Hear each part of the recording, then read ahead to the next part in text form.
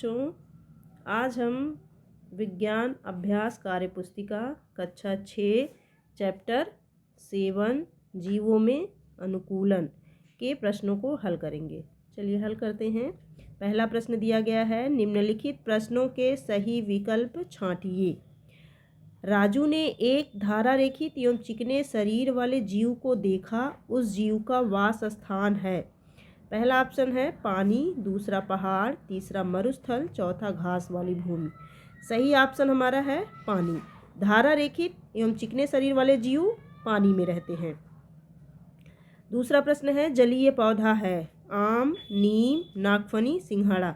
तो जलीय पौधा है हमारा सिंघाड़ा। ऑप्शन 4 करेक्ट आंसर है।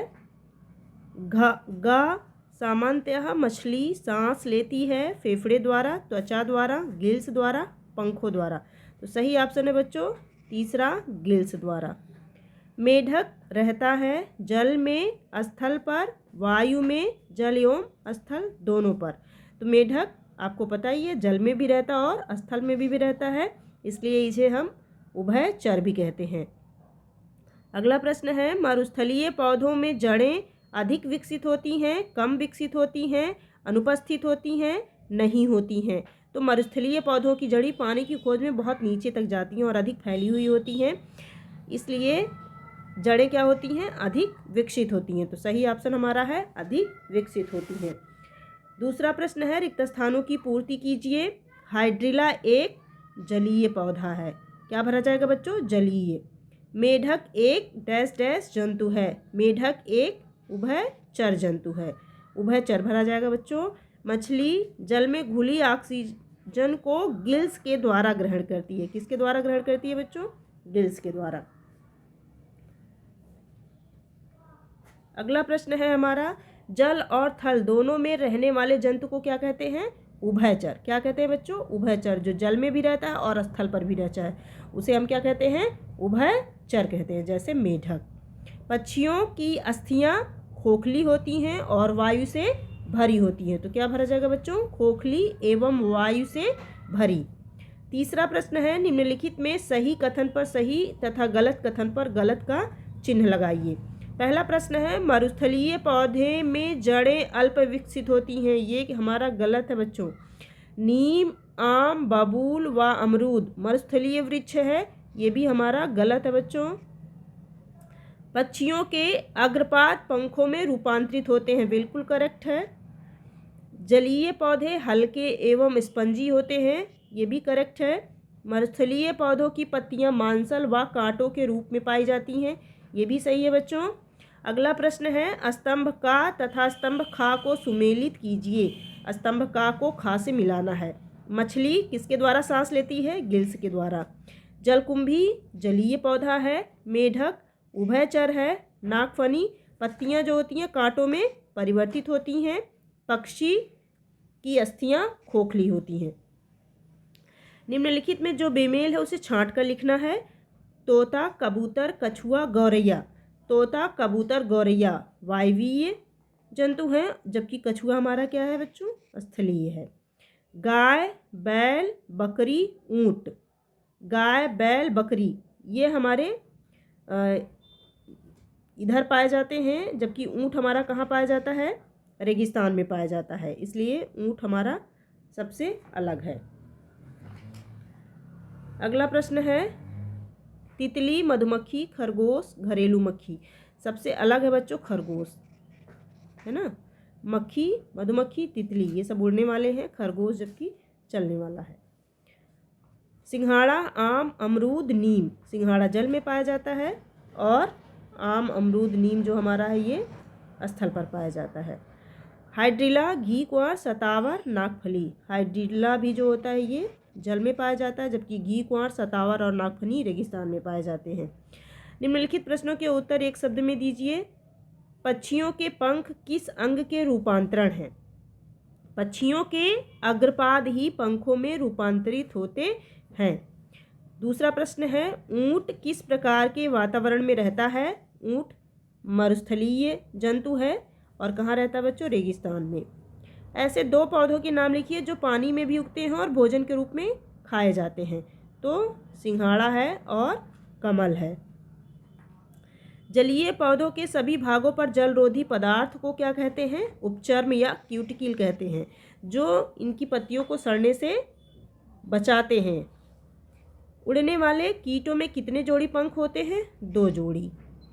अगला प्रश्न है, निम्नलिखित प्रश्नों के उत्तर दीजिए। स्थलीय जंतु को पानी में तथा जलीय जंतु को स्थल पर रहना पड़े तो उन्हें किस प्रकार समस्या होगी और क्यों?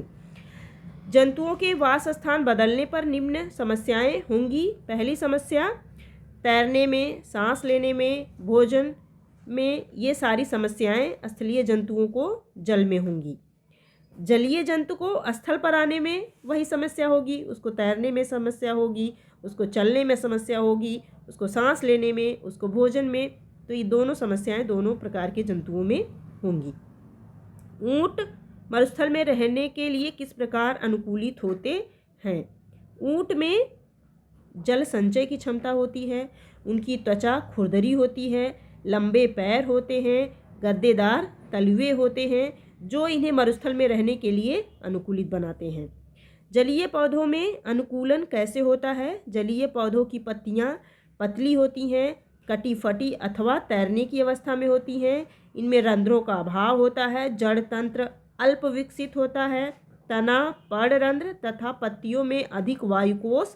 पौधे के सभी भागों पर जलरोधी मोम या उपचर्म की परत पाई जाती है, जो इनको पानी में सड़ने से बचाती है। अगला प्रश्न है बच्चों, वाष्पोत्सर्जन किसे कहते हैं? पौधों द्वारा अतिरिक्त जल को वाष्प के रूप में पौधे से बाहर निकालने की क्रिया को वाष्पोत्सर्जन कहते हैं। अगला प्रश्न है, यदि मछली को पानी से निकालकर जमीन पर रख दिया जाए तो मछली पर क्या प्रभाव पड़ेगा और क्यों? जल से बाहर निकालने पर मछली सांस नहीं ले पाएगी, क्योंकि मछली जो होती है वो गिल्स या गलफड़े के द्वारा सांस लेती है, इसलिए जल से बाहर वह ऑक्सीजन ग्रहण नहीं कर पाएगी, जिसके कारण वह मर जाएगी।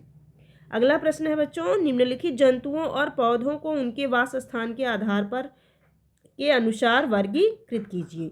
गाय है, बकरी है, बैल है, ऊंट है, मछली है, अमरूद है, नागफनी है, सिंघाड़ा है, बबूल है, कछुआ है। जंतुओं का नाम दिया गया है, वासस्थान दिया गया है, पौधों का नाम दिया गया है, वासस्थान दिया गया है। हमें इसमें से छांट कर लिखना है।